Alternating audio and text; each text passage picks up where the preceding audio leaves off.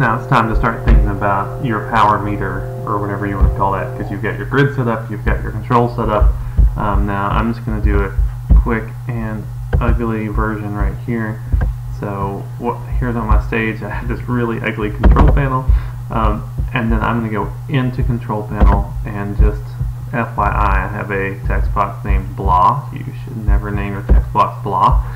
And I have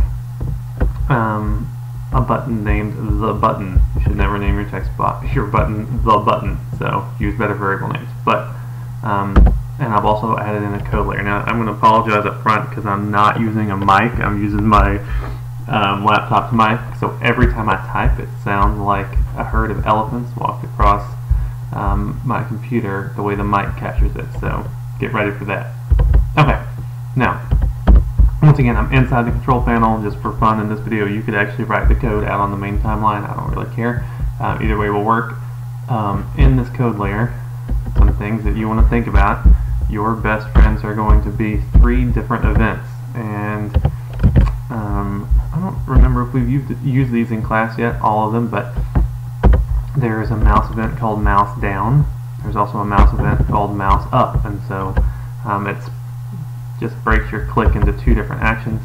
Those will be very handy. And of course there is enter frame. Now something that you need to notice is that the mouse down and mouse up need to be actually attached to a particular button, whereas the enter frame event doesn't have to. I mean, it actually technically could be attached to the button now that I think about it, but I just added it to the control panel. And the enter frame event is not a mouse event, so you need to be really careful when you're writing the functions that go with it. So mouse down, we'll call press it.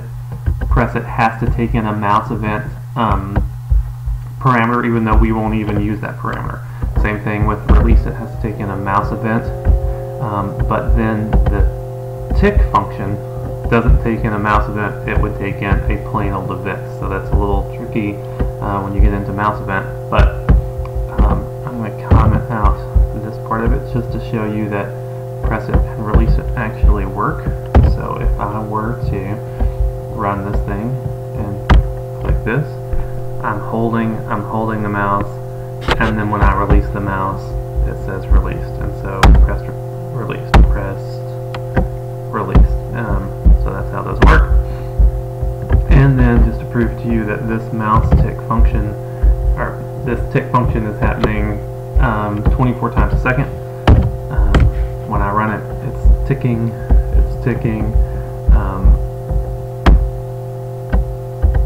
pressed and released get wiped out of your screen by the ticks, so they're constantly happening. So this is always happening 24 times a second, and this is triggered by your mouse. Now, as far as getting your power meter done, it's fairly simple.